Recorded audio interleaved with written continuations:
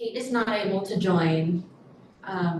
So if you are good to walk us through the approval of meeting minutes, that would be great. Sure, thank you. Has everyone had a chance to review the meeting minutes? And does anyone have any changes or additions? And if not, can I have a motion to approve the minutes? Motion to approve. Second. And all in favor, please say aye. Aye. And is there anyone opposed? Great, thank you. And I think I'm going to turn it over to staff now to walk us through. Great, thank you, Ray.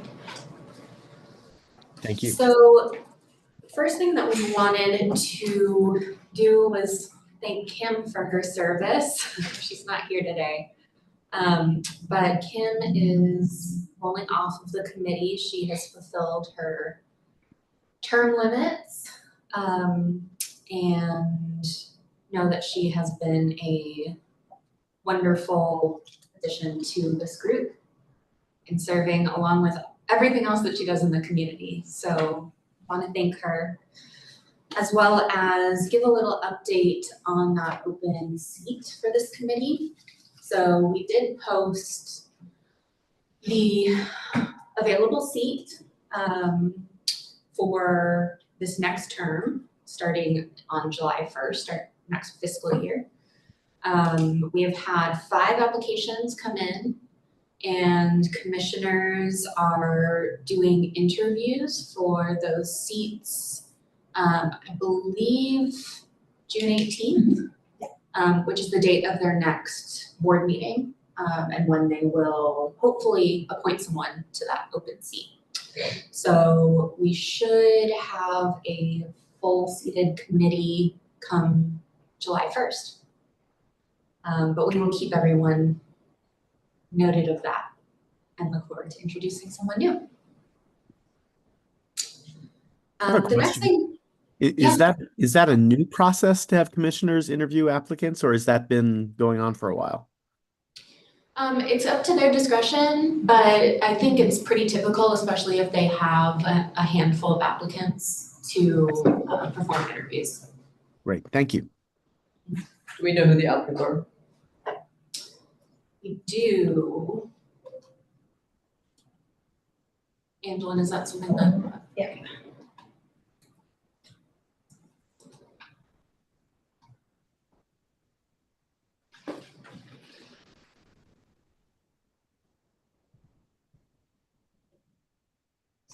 Julie Taylor, Dorothy Stiles, Abigail Sturgill, Wendy Owen, and Tracy Swanson.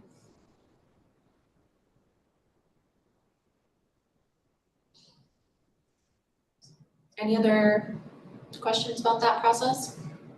I kind of have another one. We've been talking about different boxes we check or demographics that we cover in our grant making itself. That's definitely come up in our consideration. To what extent does staff let commissioners know that same kind of information around applicants and the existing committee? That is, to what extent do you track, I don't know, people who cross into different boxes of areas in different ways? And then let commissioners know that as they're making this determination. Yep, so Angela might be able to speak to this well, but we do keep a spreadsheet with the information in the applications that applicants submit. And we do try and track different components of what this committee is looking for in terms of applicants. And then we do share that with commissioners. I will be attending the interviews as a staff person as well. So I'll be there to answer any questions or provide any input that the commissioners might ask for from staff. Does that answer your question, Ray? Kind of it does. Thank you for it. Yes. The form has some questions that are demographic in nature and other questions that are more narrative in nature that give that information. Great. Thank you. Both.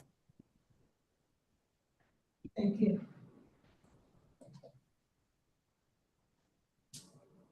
right, so our next item and new business is hearing from Strategy and Innovation. Burnett is here with us today.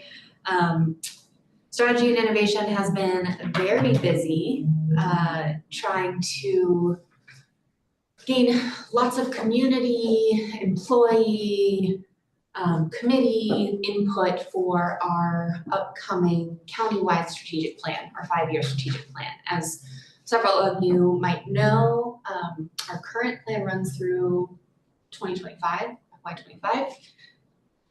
We are almost there, so it's time to put into place a new 5-year plan. And so we wanted to bring Strategy and Innovation in here to just give a little overview of what that process is looking like, as well as get some input from you all, since this grant program is directly tied to the focus areas that are proposed in the strategic plan for the county. So I'll hand it over to Burnett. Awesome, thank you, Sarah. So for those of you folks who don't know me, my name is Burnett Walls. I am a member of the Strategy and Innovation team. I've been with the county for almost 6 years now. And yeah, I think Sarah summed it up nicely.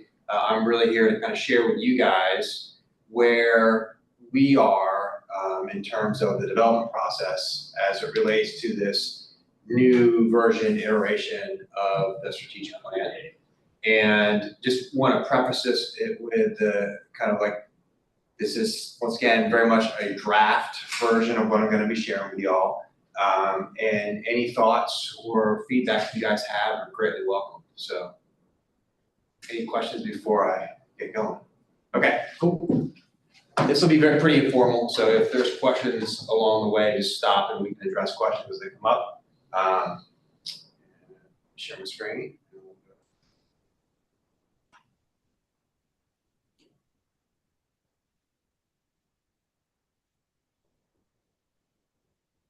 Okay.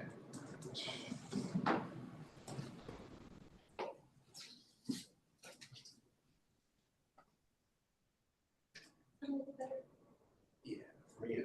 That's right.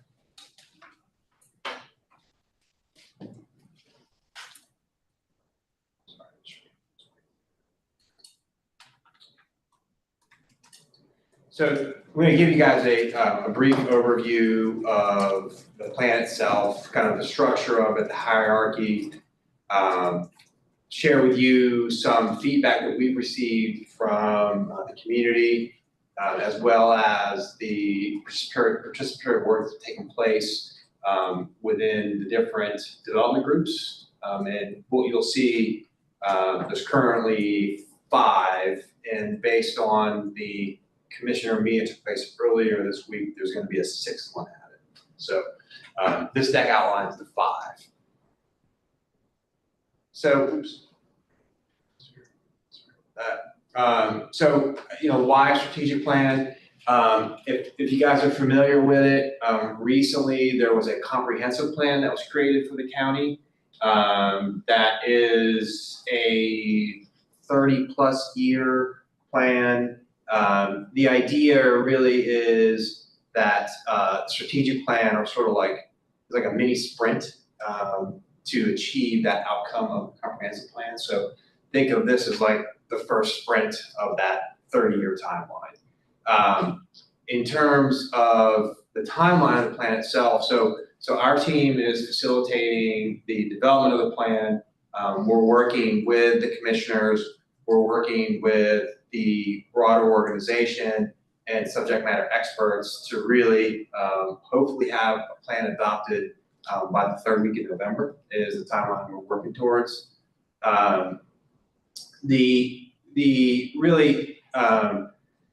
We're approaching this from as we get down to specifically the goals themselves, a very kind of quantitative perspective in that any goals that are contained within the plan need to be measurable. We need to be able to have a reliable data source. We're going to be setting targets, right? Because ultimately this is how we're going to measure the progress of the plan itself, is by being very quantitatively oriented, if that makes sense. if y'all are familiar with the plan, this current plan, there's the real key difference between this strategic plan that we're developing now versus the one that's in place currently is that we had kind of like a forced alignment, if you will, with our departmental goals and how they align to the strategic plan goals. We've kind of separated that and said, okay, no, strategic plan is going to stand on its own. We're going to establish very distinct and discrete goals for the strategic plan and measuring progress of the plan itself. And departmental business plans are going to be their own thing that, yes, they should have connection and correlation to the strategic plan, but we're not kind of mashing them together. That makes sense. Any questions? Very good? Okay.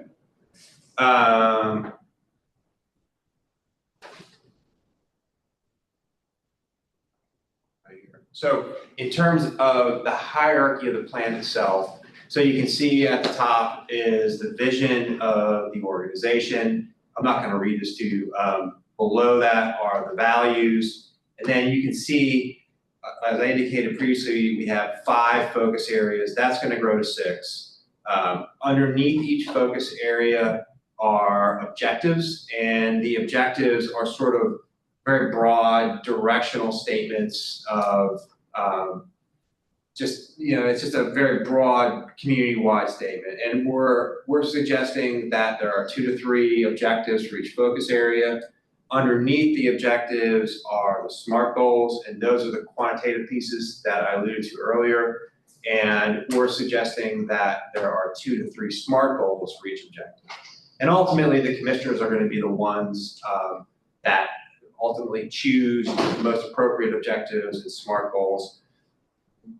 The county staff and organization has taken direction from the commissioners to work on developing a straw man, if you will, of the plan that ultimately they're going to tweak, approve, and so forth.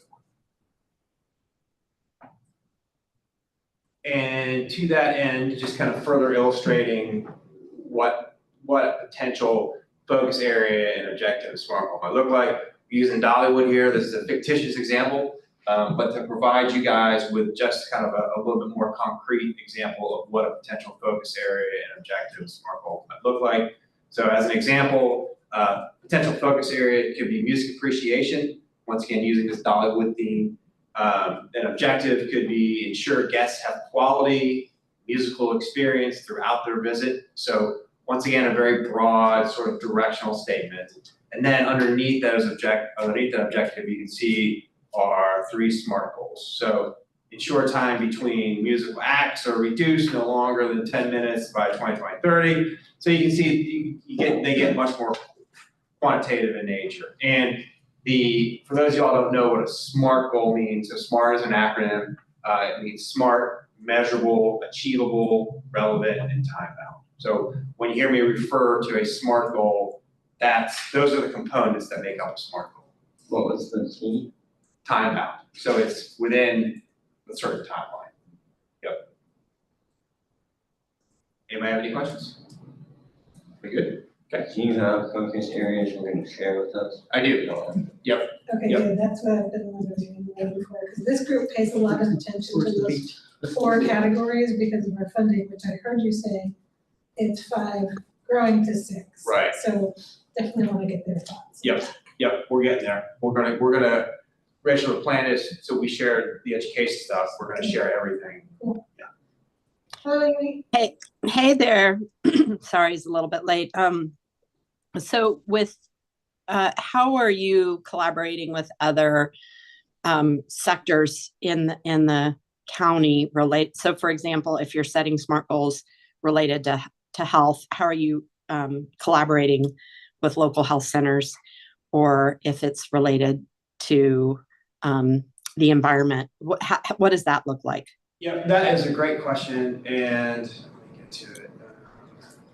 So let me go back here. So the way in which that we're accommodating that is that so across these focus areas, internally within the county organization, we've established development groups. So these development groups and these focus areas are really their guidance is based on feedback that we received from the commissioners. So commissioners identified a series of trends and very directional issues related to education, health, economic development, and so forth. Those are the starting points, right? Subsequently, within the organization, we have subject matter experts that the different departments deal with each of those particular focus areas and topics within each focus area. And it's through those subject matter experts that the work is taking place to develop the objectives, develop the SMART goals, and so forth. And subsequently, we're doing outreach like we are today with the different committees. There have been, I think, 25 or 26 different community outreach sessions that have taken place. So there's been a very concerted effort to engage the community, to solicit their input and feedback as well too. Yeah, just I'm actually at a state meeting about Medicaid and the health centers. So you may or may not know that we have SMART goals is a way to say it, but some of our, for health centers, some of our compensation is going to be very tied to certain health outcomes as well as addressing equity and health related social needs. So aligning as a community across that would help with reinvestment in those resources. So just putting that out there. Sure. Yeah. Great idea. And to share with you guys too, a lot of the development work that's taking place within the focus areas really, so I've outlined, like, we're being very specific in terms of quantifying the SMART goals, but another criteria is that the work of the organization needs to be able to influence the outcomes. So a perfect example would be like, we could develop a SMART goal that says, hey, we're going to reduce unemployment. But ultimately the county can't, we can do some things to impact the unemployment rate, but there's so many different variables that take place across the broader community that have a much greater influence on the unemployment rate than what the county can do. So the direction has been to develop SMART goals that we actually have the ability to influence in terms of the work that takes place within this organization. Does that make sense?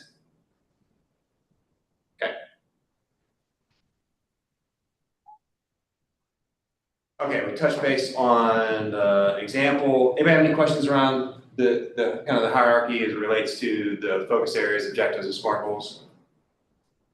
Okay. Just real quickly, a high-level timeline. You can see the end of the timeline is adoption in November. There's a bunch of different touch points that are taking. There are a bunch of different touch points that are taking place with the commissioners. Really, we're sort of in this bucket right here, this May, August. This is where the focus area work groups, the focus area work groups have met on 4 separate occasions so far. And the output from the work groups is what was presented to the commissioner work session earlier this Tuesday. So there are future work sessions scheduled with these work groups. Ultimately, we're all working towards that November adoption date.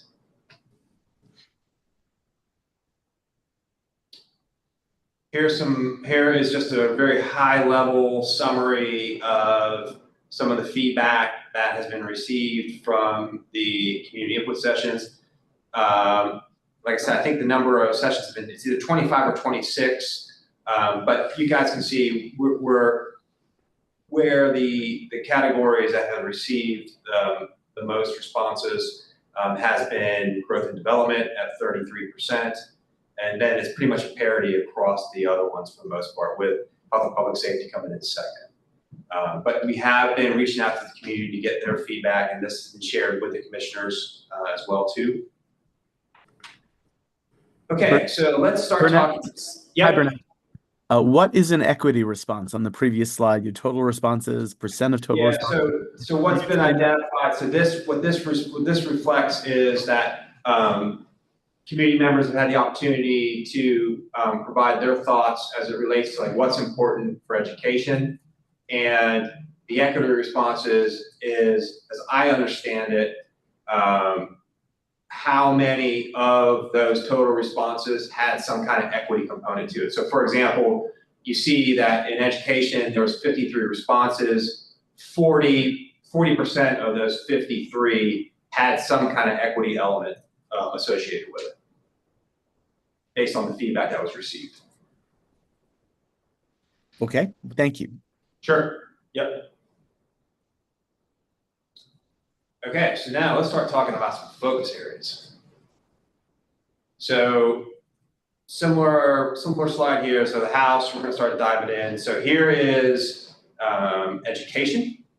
And these are the 4 objectives, and we provided some high-level summaries. We're not gonna get into the SMART goal details just because it's pretty dense and there's a lot of data around SMART goals. We've tried to summarize kind of like the directional thoughts as it relates to each of these objectives. So enhanced early learning, the idea there is really around providing pre-K support, strengthening pathways to adulthood. So that's really about providing career path opportunities for young adults, in that sort of high school to early college window.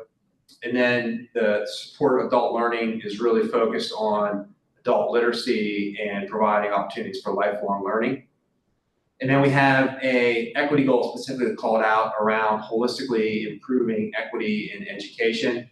And the idea there is really to improve outcomes or reduce gaps as it relates to the different demographic groups within the community. If I have any questions or thoughts as it relates to education. Doesn't, I was just gonna ask, does adult learning include vocational training or any planning or any of that nature? That would fall probably more under the strength and pathways to adulthood, I would imagine.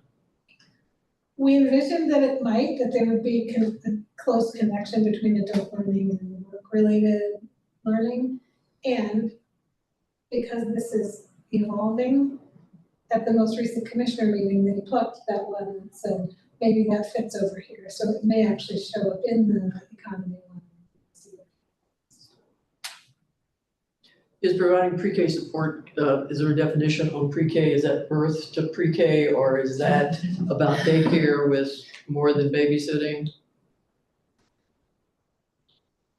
Burnett, did you offer that subtitle? That didn't come from the group. We were talking about 0 to 5.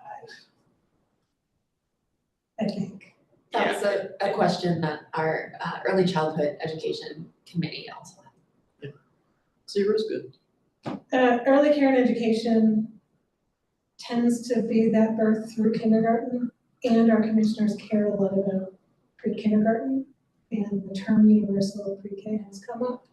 So it tends to be both and. When we look at shortages of childcare, they're most acute at the infant and toddler stage. Yeah.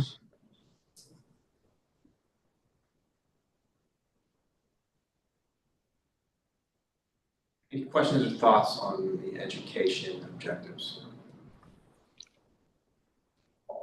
Okay, keep on moving. Next is health and public safety. And this is the one that's being split into 2. So yeah, this one is going to be divided. That was one of the outcomes of the session that took place on Tuesday. However, regardless, let's just take a minute and we can go through these real quick and share with you guys some of the preliminary thinking around what the objectives look like. So first up is increasing coordination and resilience of public health and safety services. And that's really on faster response times, reduction in behavioral health related crimes, increased awareness of available services. The next one is increase holistic prevention efforts to create a safer community. And that is really focused on foster care reduction, increasing the number of BIPOC service providers, enhanced dispatch capabilities, and increasing county services and the number of community partners. Third one is increasing equitable access to physical, mental, and behavioral health and safety resources. And that's really looking at increasing public health services, decreasing substance abuse related deaths, ultimately reducing the demand for 911 services, and increasing BIPOC service providers within the community. Fourth one is enhance the county's commitment to uplifting person-centered options to support well-being, and that's really around reducing suicides and substance-related deaths. Last but not least, is enhance health and public safety programs, sustainability through increased support for frontline workers' health and well-being, And that's really on employee retention and reducing or mitigating employee-related trauma. Is that for Buncombe County employees or is that for county health employees? Yeah, that's a great question, and that was one of the takeaways. Once again, with that idea of our ability to focus that outcome, it's likely going to be more focused on internal employees. And it's funny just to read, I worked with public health like in 2003, 4, 5, and we're kind of going back to what we had at that point was offering more services. So it's kind of funny how we had that squeezed down.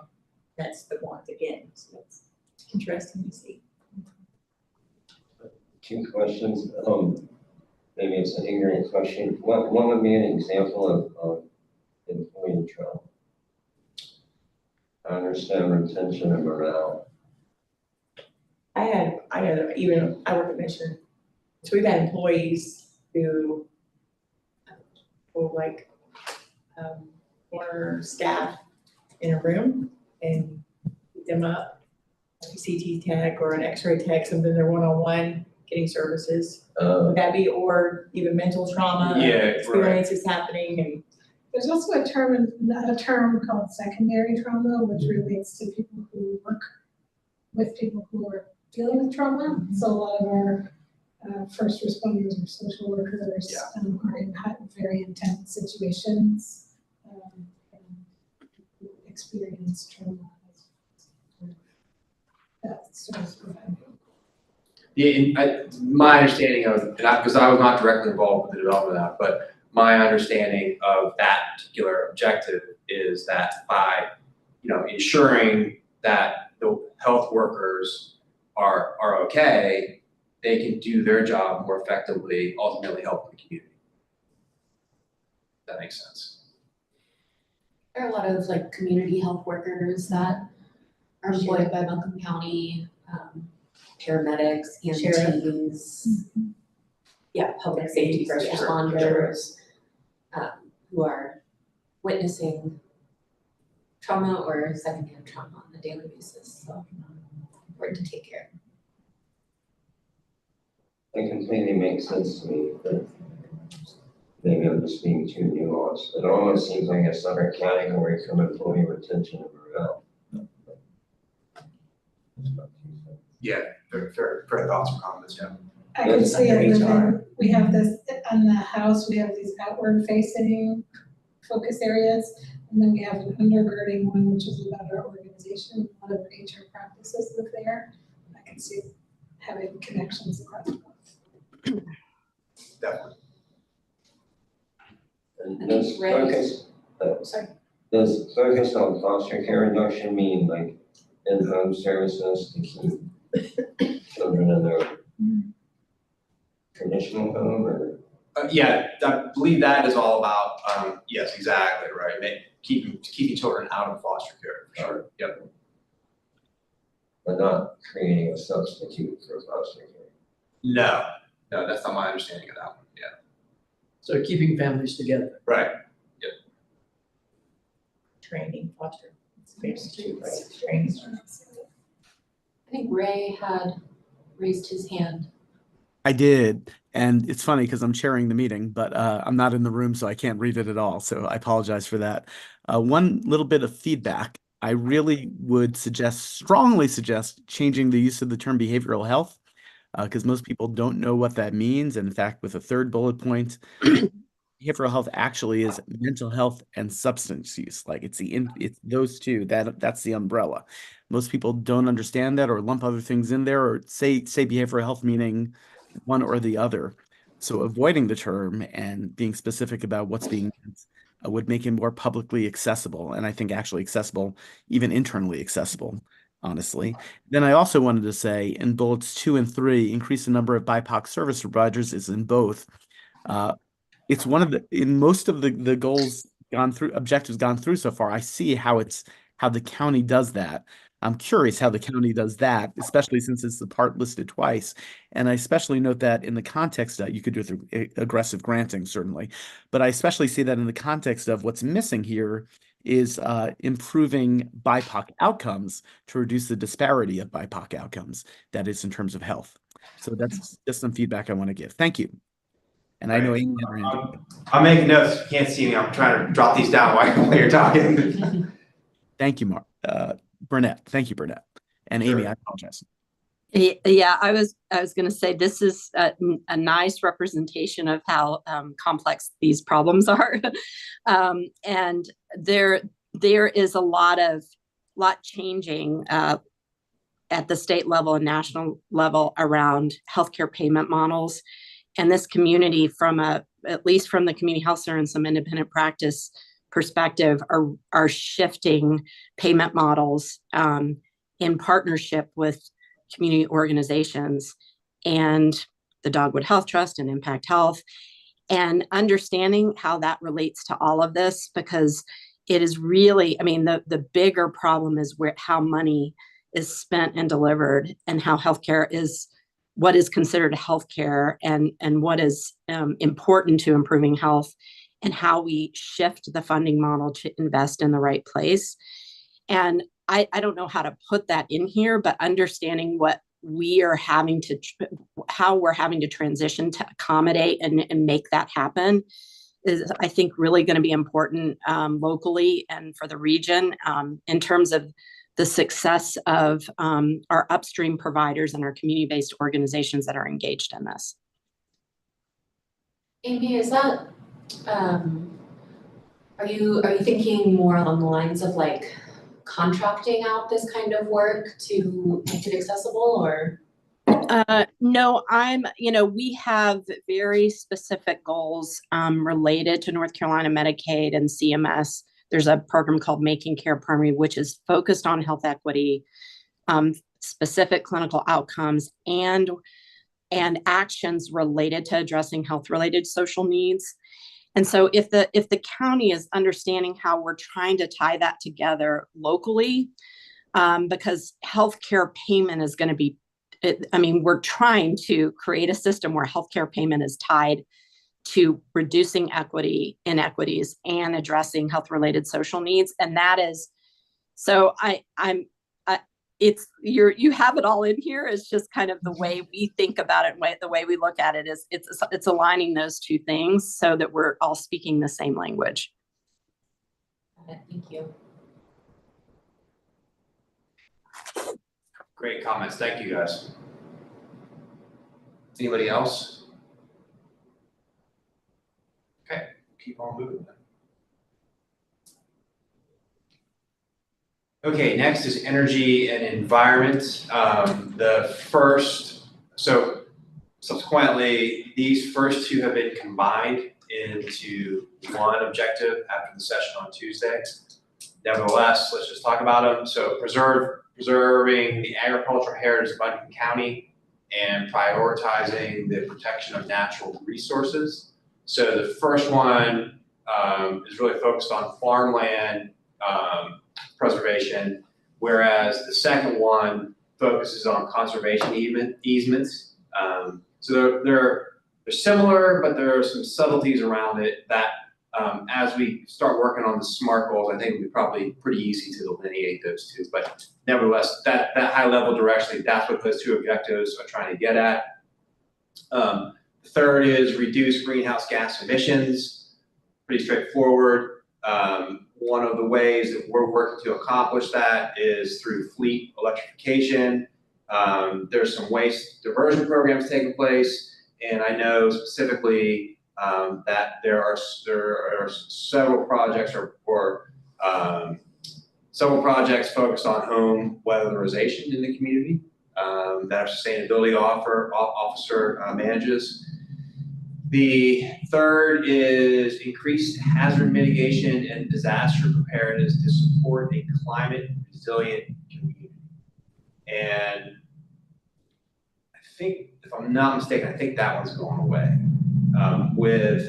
because we had asked the commissioners to choose 3, and I don't think that one made the cut, if I remember correctly. And the idea was, rather than focus, the comments from the commissioners was, rather than focusing on mitigation, let's be more proactive and try to reduce. That makes sense. It seems like with climate change, disaster preparedness to support a climate resilient community might be important, given just how much our weather is changing based on climate change. Right. Yeah, totally agree. Yep. I'll throw out my 2 cents as a community member, a Buncombe County resident, and general contractor. A common conversation I have with other contractors is the extreme difficulty in disposing of hazard materials. And that's a challenge for every contractor I know. Got it. Okay. And you say the difficulty, so in terms of either having access to an appropriate place and time to dispose. It's a challenge, working with the Buncombe County landfill to find the time and space to dispose of materials and the width and energy that they require to me. Right. Because the hours are extremely limited. Yeah. And the space is very limited. Got it. That feels like a concrete follow-up conversation that we could have. Burnett, this is Ray. Again, having trouble reading the room, so I apologize for that. In the house slide, in the fine print at the bottom notes, each objective must have one goal with an equity component. On this slide, I'm assuming that's by putting the word equitable in front of hazard mitigation plan, because that's the only thing I see like that. But I assume any step we take, we're doing equitably, like equitable farmland preservation. So it doesn't seem to me there is a dedicated equity goal here, despite putting that adjective in front of hazard mitigation plan. I just want to make that as a comment. And just to level set too, right? So thank you for reading the fine print. Devil's always in the details, right? These are objectives, right? These are not goals. So we're not getting down to the goal level. So underneath these, for example, could be, some kind of goal around, ensuring that conservation easements do not impact or mitigate conservation easements impact on BIPOC communities by X% by this number. So the next step down, the layer down, is where that equity component really comes into play in terms of interfacing with the goals, if that makes sense. Yeah, it does. I apologize. I thank you for correcting me. So each sure. Each large bullet here will have an equity sub-bullet eventually. Is that what you're saying? And yes, that's absolutely correct. And that's one of the subtle differences that I overlooked earlier too, was that if you all are familiar right now, we have a racial equity plan, which is a standalone plan for the organization. Going forward, the direction is that all the equity kind of components, there's going to be equity interwoven throughout the strategic plan itself. It's not going to be a standalone, unique plan. So in working with our chief equity officer and her staff, they've been involved throughout this process And really where the rubber meets the road from an equity perspective is in smart goal development. If that makes sense, everybody. It does. And Burnett, thank you for the correction. I appreciate it. Yeah, sure, absolutely. Any other thoughts or comments on energy and environment before we move on?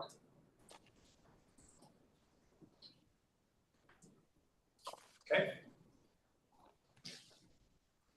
Next is economic development. And the first objective there is increase opportunities and support for local workforce. The idea here is focused on projects that include enhancing benefits, skills training, and employee programs. The second bullet, or the second objective, is increase business opportunities within Buncombe County. And this is really how we do business, how different entities do business with the county itself.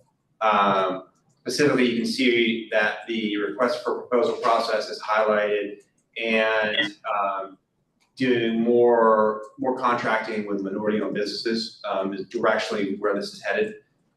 The third is increasing access to quality internet, and the intent here is to really focus on the underserved areas of the community as it relates to internet connectivity.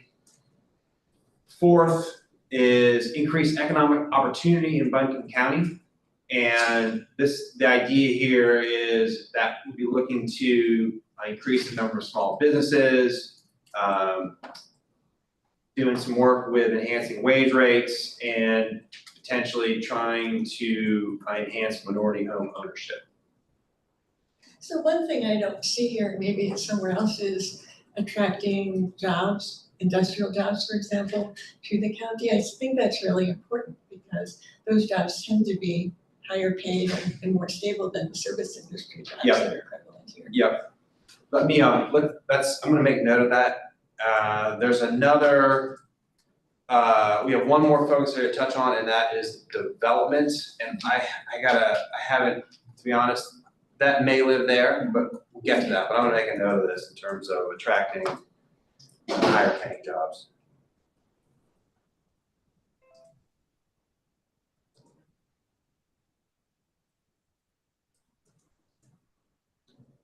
Anybody have any other thoughts or comments?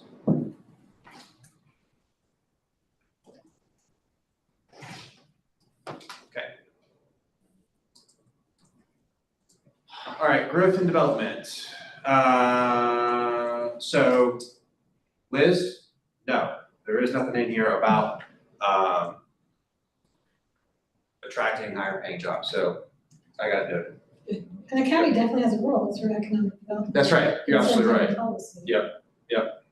We, as members of the teams that contributed to this, ended up getting ourselves stuck sometimes about what we can actually do to influence as a county government some of the items that we want to see happen, but that one is indirect.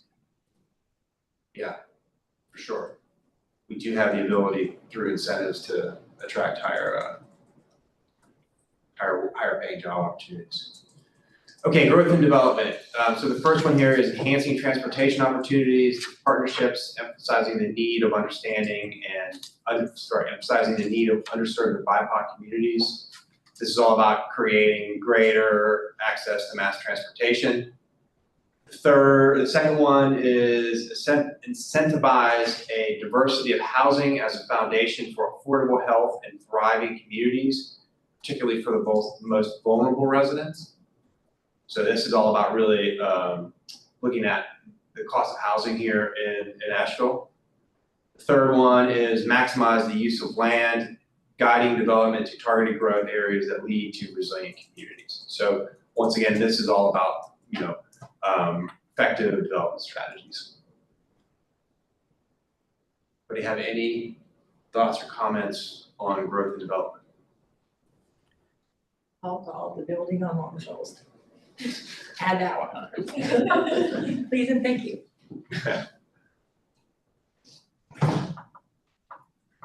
I don't know what the areas are, but commissioners talked about how we have this comp plan, the comprehensive land use plan that was adopted last year, and how it specifies areas for more desirable development, like parts of the county that we want to push or drive the development toward, and thereby do more conservation and preservation in areas that aren't done.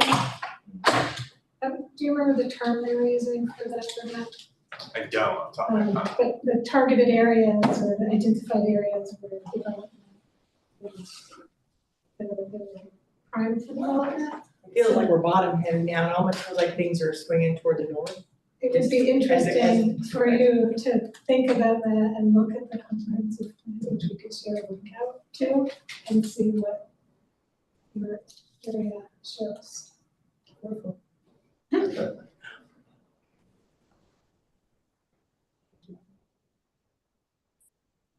In closing, any questions, thoughts? So, if the idea is to complete and put this in place by November, that impacts the application coming out in December.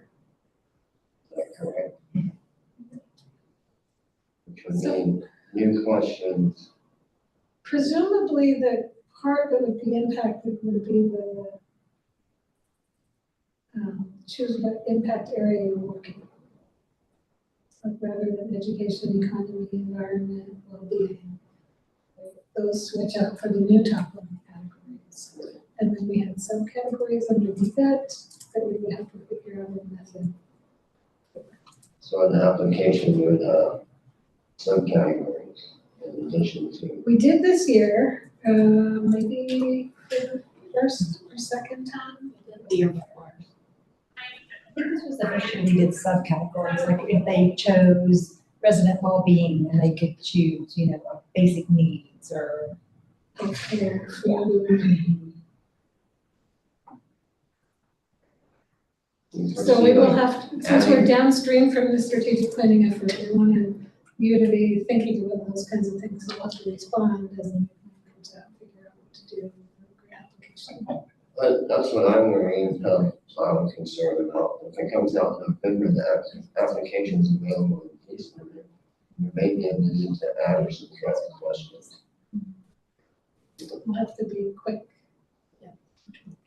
I would also urge you guys too, there is gonna be additional community engagement opportunities in September. So just like we've done in the month of May, where we've had 25 sessions, let's just say, there's gonna be another round of sessions taking place once the plan continues in its development arc. So you all have opportunity to participate in September if you have that interest. Is there The any? dates are TBD right now, dates and locations have not been defined for the September sessions. But I know that it would be pretty easy to get those to you guys if you have interest. Yeah, we can send that out. Yeah, for sure. There's also the online survey component if you can't make it to one of the virtual or in-person meetings. Is there any senior services focus? I feel like I've heard kind of every age demographic, and then I see that we're gonna, you know, influx here is retired. Yeah, that's a great Is question. there any, I have. That's an excellent question, because I've been reading the strategic plan as it exists, and there's a lot of information about the aging population that I feel like it's overlooked currently, even though the language is there. Yeah, that was, so so yes, you're absolutely spot on that you clearly did not see anything articulated around the ability to age in place and the older population. I can share with you that was a parking lot item coming out of the work session on Tuesday. Not sure exactly where that's landed, but it was noted, so. Like I can see the picture of the ladies dancing in their silver outfits, like something this week that's been on like every. Yeah, the tap dancers. You know what I'm talking about? Yes, I that- do. yeah, that's been everywhere, but how the population here is. Well, in fact, during COVID, during the COVID years, something like 91% of everybody that moved here was 65 and over. You know, so, and you might assume that they have resources perhaps wouldn't need as many services as some of the other, folks might, but I think that's an important demographic that can't be ignored. Well, and when I think of even what we do, is our job is to disperse basically people's tax money. They're paying taxes into Buncombe County. Here's what you get for it. And so that's anyone who's paying, we can obviously pay them. I mean, there's a lot of seniors in substandard housing. Yeah, yeah, absolutely. There's all the whole range in our county. And there's little trickling things like some transportation things but just in general, like, is Council on Aging, is that a Buncombe County Yes. thing? Okay. So, We don't tend to see as many of those applications. I wasn't in the room, so I might be repeating here because we have an aging services grant that's specific to them. okay. We were just talking, Ray brought up, or you brought up, whether or not that nobody saw anything about aging population. So It was a parking lot item. Not sure where that's gonna land, but it was noted. I'm sorry, Rachel, you said that there's a Buncombe County grant. We have a grant program here called Aging Services Program. It takes federal dollars, which have the acronym HCCBG, which is Home and Community Care Block Grants, adds $500,000 of local money, and then takes proposals just for older adult services. So when we get proposals here, they're not supposed to be older adult specific, but can include.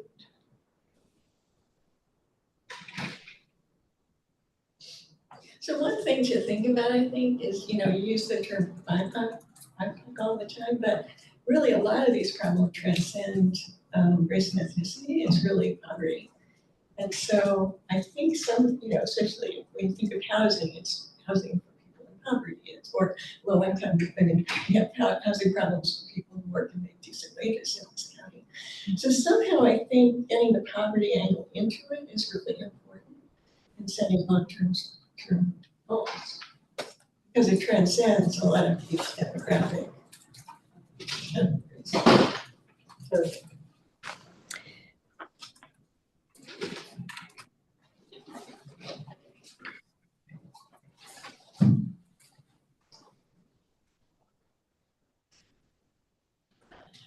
Any last burning thoughts or questions? this is great work. Thank you. Yeah, thank you guys for allowing some space to present to you all. Appreciate your thoughts and comments too. Thank you so much for joining us today, Brent. My Pulling pleasure. all this together. We'll definitely keep this committee updated as things move along and there are more opportunities for community input. Now, the survey was on the Buncombe County website, like the main landing page, wasn't it? And this presentation was included in the meeting packet that we sent out, so you can always refer back to that. And this Dollywood, we're bringing Dollywood PowerPoint- here? All right, so the last thing on our agenda today that we'll use our remaining time for is a process debrief for our FY25 application cycle. Now that we're at the point where staff is working to contract with grantees, we've sent out notifications to folks of the recommendation for their funding. Again, those will be finalized on June 18th by the Board of Commissioners. But in preparation, we're starting to work with folks on this. But wanted to make sure that while it was fresh in everyone's minds and we move into the next actual year of the funding cycle, we get some feedback from this group. So the way that we're gonna do that today is kind of an interactive approach, and I know that we have a couple people on Zoom, don't worry, you will be able to participate. So what we're gonna do is, I don't know if y'all on Zoom can see on the wall, but there are 5 sheets of big sticky paper that cover categories of community outreach, application and grant guidelines proposal evaluations, funding recommendations, and other. And on those, everyone in the room physically has the colored Post-it notes. People on Zoom, if you all can just, instead of Post-it notes, pretend like it's a Post-it note that you're dropping into the chat. And we can make sure that they're included on these big category pieces of paper. So would love to have everyone just take some time first to write down on your sticky notes or put in the chat things that you think went well for any or all of these, as well as areas for improvement as we look to our next fiscal year and beyond. I put a few things up there that have come up in previous meetings as we've kind of gone through the process this year already. But would love to build on those. So that's kind of the first step. The second step, once we have those up there, is we'll come back and there are sheets of colored dots, stickers that folks in the room have. And we will have y'all put those on the Post-its that you want to raise up. So you feel strongly about or think like this is something that we should definitely move forward, we should continue to look at into FY26. And for the folks on Zoom, I think the best thing to do is we can take pictures of the final sheets and send those out to everybody so that y'all can give input as well, because I want to make sure that everybody has the opportunity to do that. So, ready, set, go. I have to go look at what's up there because I can't read that.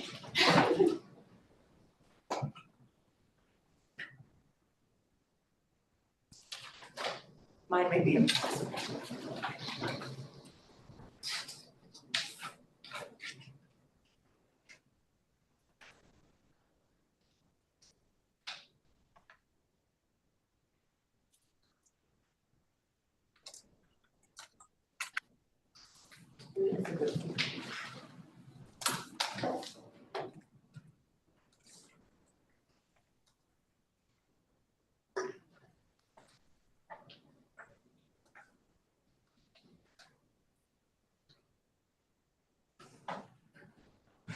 Is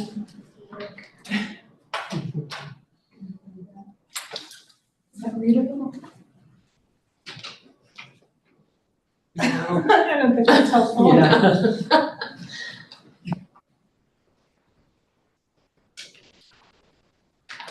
I also do have two new projects. I'm sorry to put the chemicals in there for them. Thank you.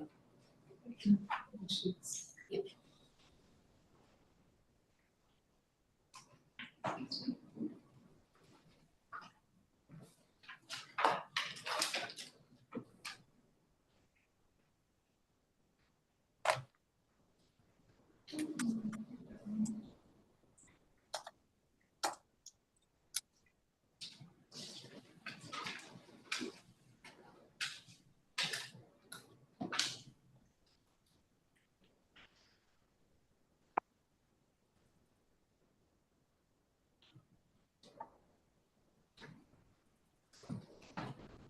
As you guys do that, a question for the room, particularly for staff. Over the course of the year, we make a lot of recommendations, and I know some of you, definitely Rachel, and maybe all of you, kind of write them down. How are those being carried forward or represented in this process? Yeah, so I put some of them on the appropriate category sheets already so that those are included. We also, staff has a separate document of process improvement opportunities each year that we look to for our next fiscal year. So those are also captured in there. Great. Thank you, Sarah, because as we're doing it, I think of things, but it's hard to pull it all forward now for me because I don't keep a running document. Thanks so much. Absolutely, yeah.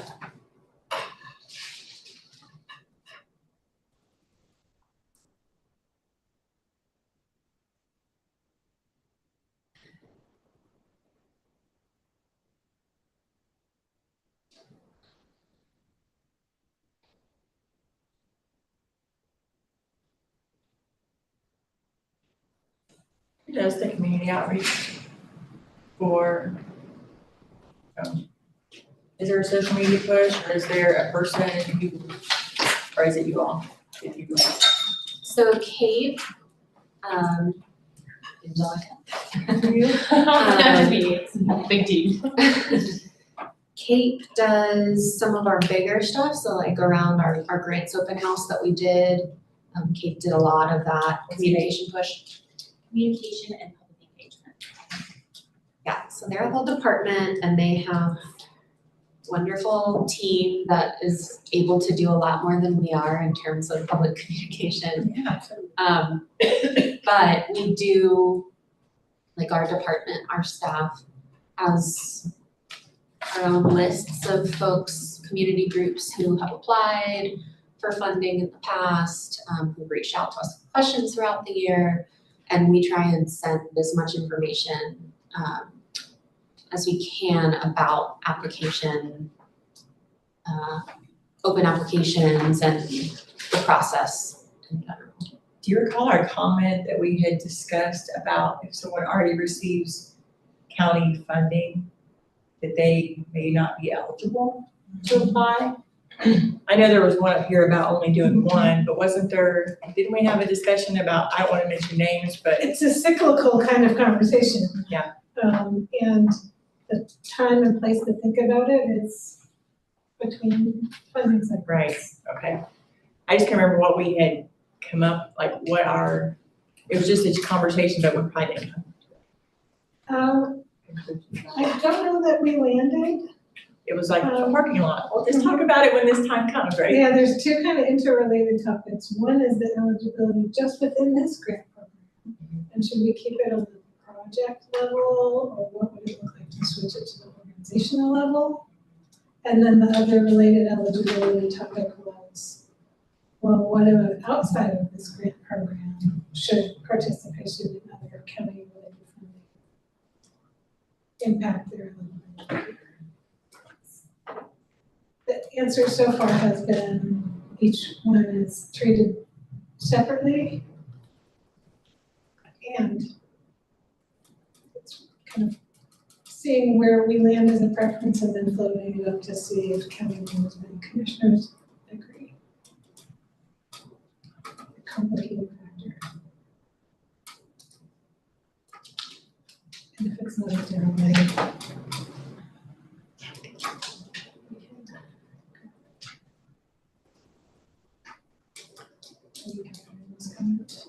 Yes.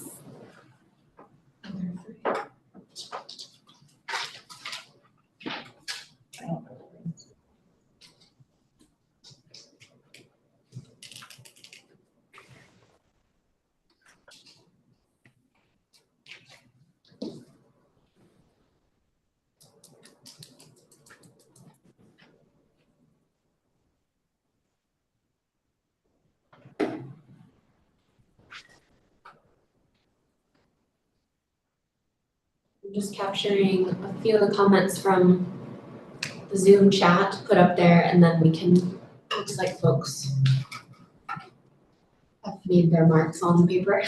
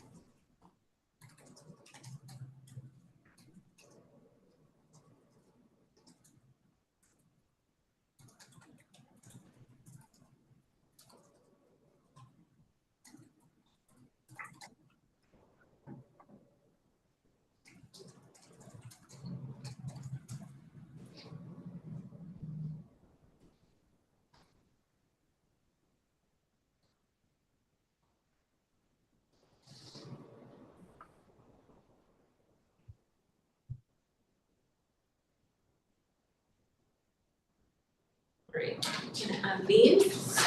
Did you know when you come to the next one? Yeah.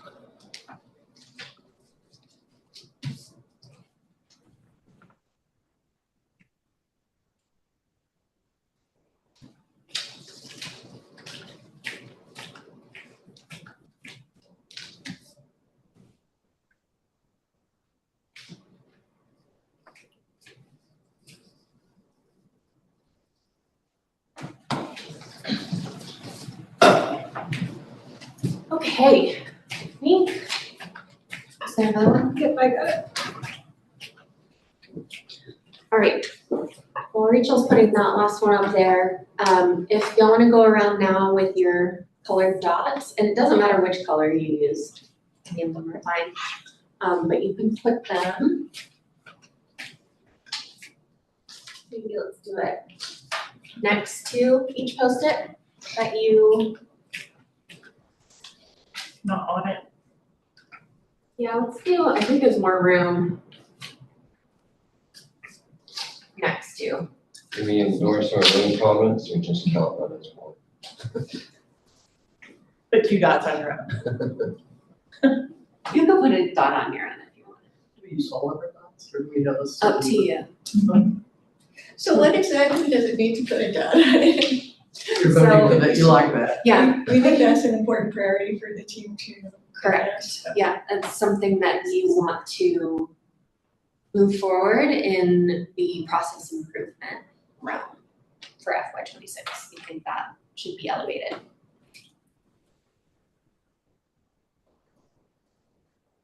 I haven't seen it. Anyone's are orange.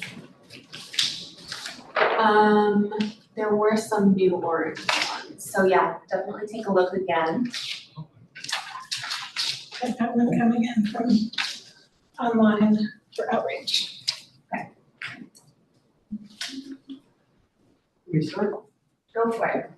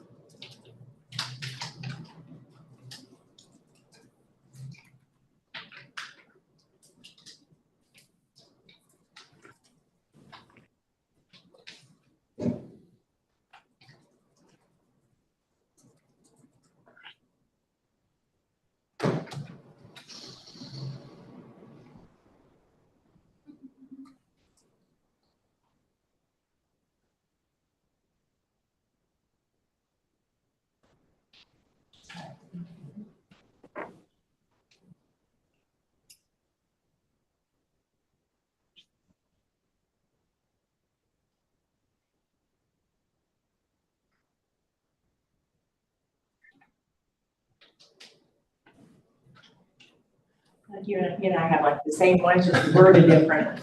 Different.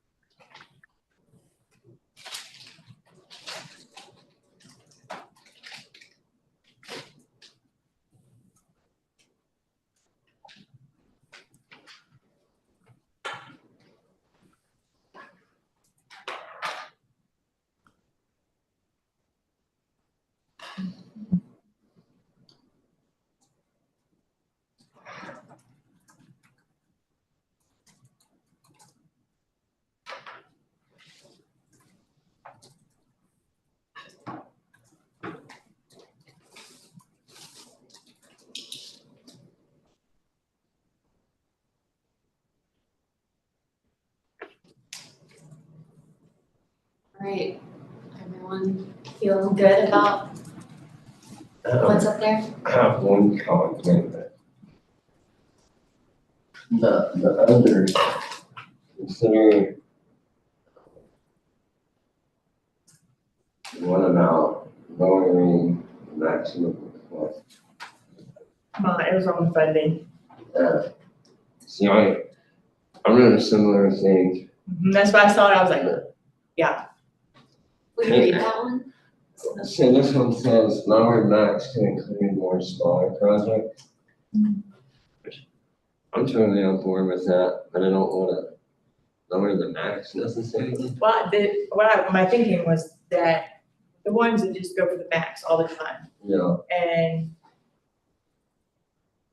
I don't know if not, I think we didn't tell them or they didn't know the cap, because they'll just automatically go for the cap and they'll make it work, But I was just thinking that some of them automatically go for it. Those are always the bigger ones that want full funding for the big 80,000 or however much.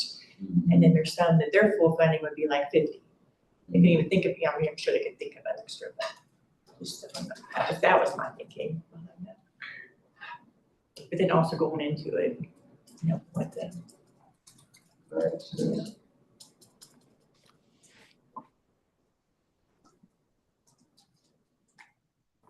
And that was, I believe 80,000 was what the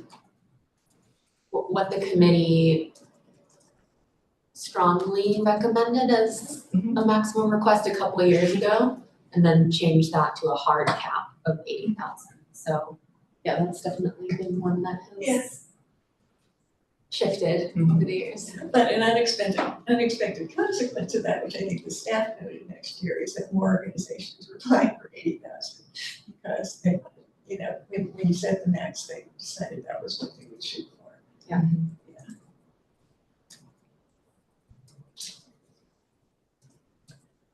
So next steps with this, I will take pictures of all of these and I'm gonna send it out to the full committee so that folks who are on Zoom and folks who couldn't attend the meeting today at all can take a look and provide any additional thoughts, feedback.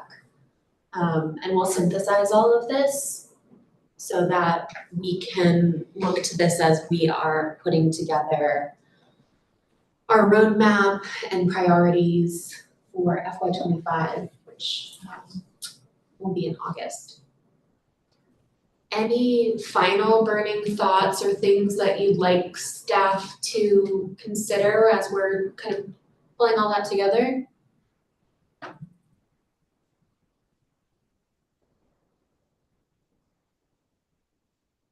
Okay, we don't have a meeting in July because it is the 4th of July. So y'all get another month off. But we will come back in August and look into our roadmap and priorities for our FY25 funding cycle. We will also look at things, I know that there was one up here about eliminating site visits. That's something that we'll need to discuss and figure out in August if the committee wants to continue with site visits or or not this year, and that's completely up to you all. So Do we have a presentation in August this year? I heard, but thank you for asking. Okay. I was supposed to last year, my son moved into college that day, so. So you're raising your hand. I'm raising my, yeah. I had to accidentally bow out last year, so I'll raise my hand this year. Yeah, we should be hearing soon. So I have a question. So will it just be at the August meeting that we'll have opportunities to discuss all of these issues? Because a lot of them are big, they're not like, you know, fix this way, they're more discussion topics. So we have August, September, and October, or just, you know, what is the timeframe for nailing all this down? yeah, good question. I think, and basically we've got until December. Okay, that's good. Open again. Yeah, I mean, there are certain components that are probably more timely. Yeah, And there are certain components, like we just heard about focus areas for our new strategic plan that we probably won't hear about until mid to late November. Right. So there's certainly things that will be discussed in the next several months.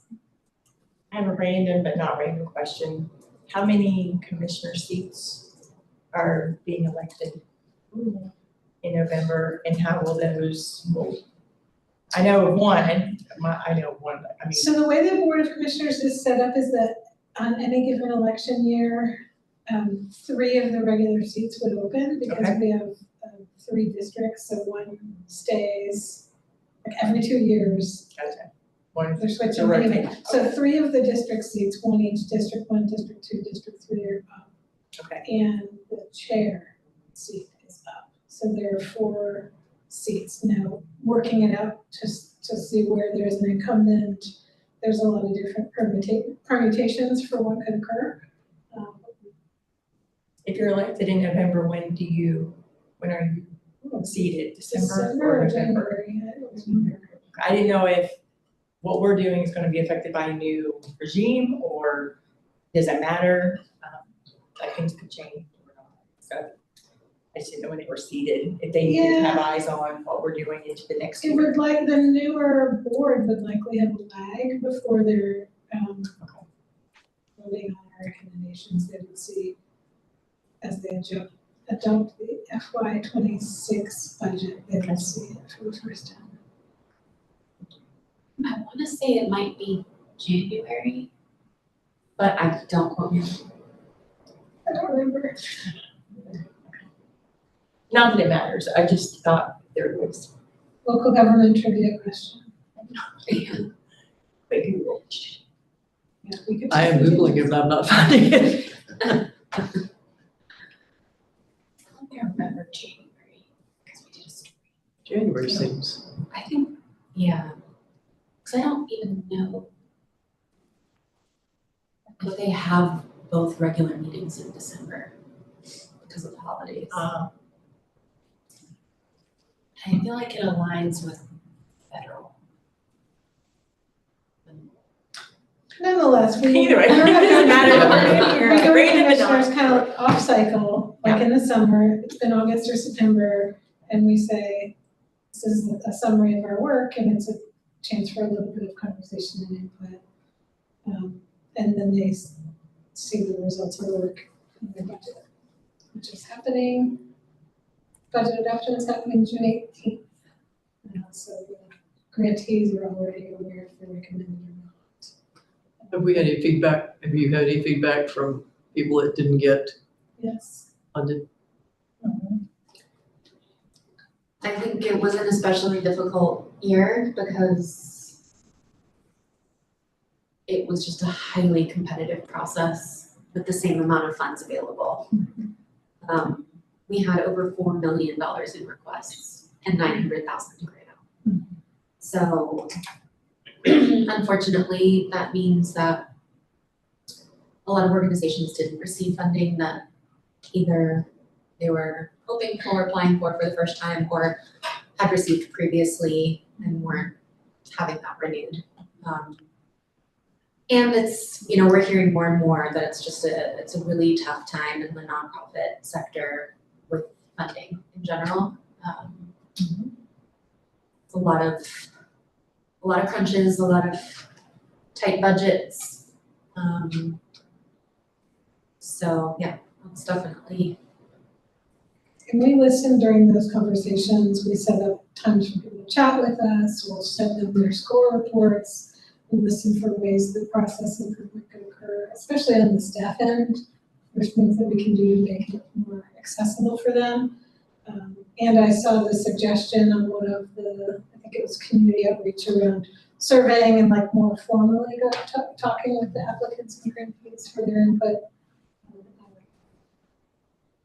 But we have to say, we have to deliver bad news more often than we get to deliver good news, so it's tough.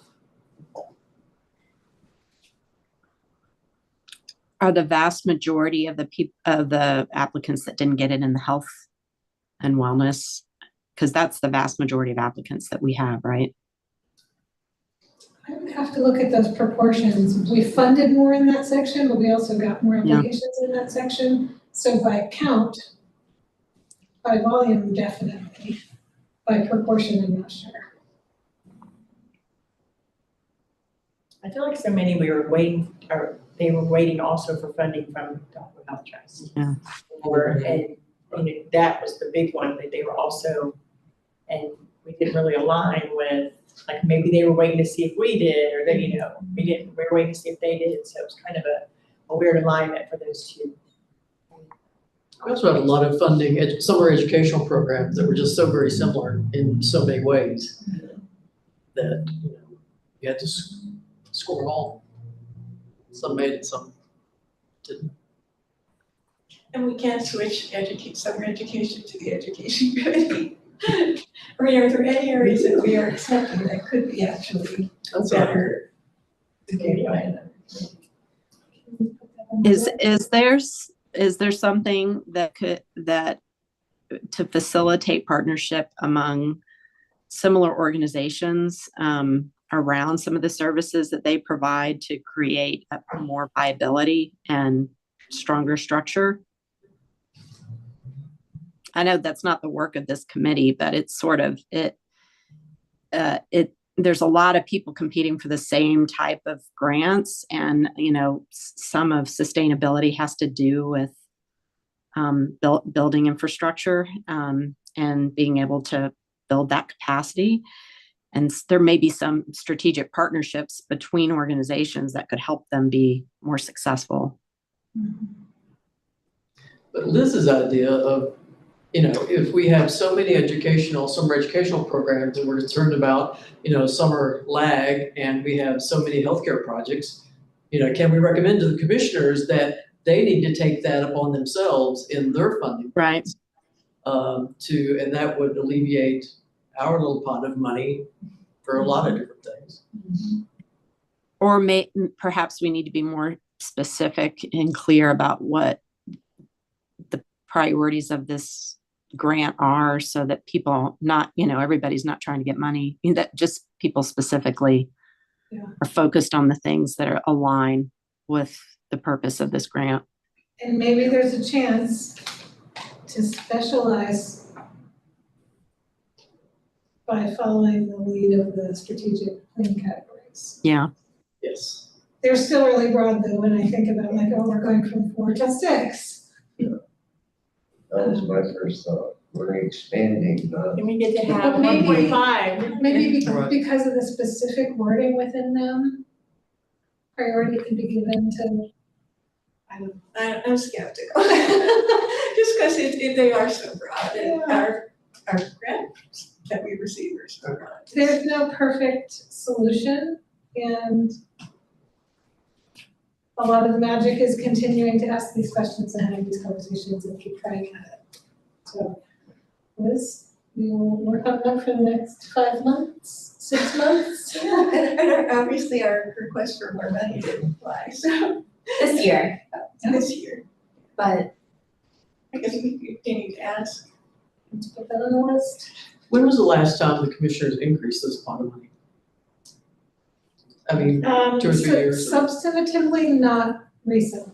We went from 889,000 something to 900,000 a couple of years ago because it was like, Because they like they zeros. gave us like a starting an amount Yeah. that based on the last year's actuals or something, so we went up. But before that, It's been a while. recently. So is it possible though that the new priorities could actually result in like a realignment of some of the county grant programs so that we could That's- end up with a narrower? That sounds really logical. Tax increases, but, We do like logic models. Yeah, I mean, that is logical. I like that question and I'll carry it with me and listen for ways to bring that into. It's a great answer. Can I get a Beautiful quick, answer. Carry that with. can I get a quick read? I'm gonna put dots on these new ones so that we know. For, considering summer programming for kids to be funded in a different way, either through general budget, early childhood education, some specialized consideration. Raise your hand if you would like to prioritize that.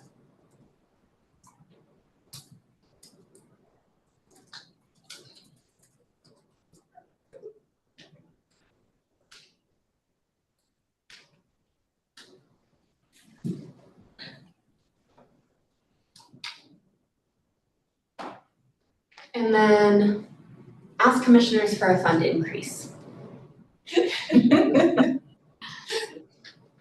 Great, thank you. Just put all the rest of the dots in. Right.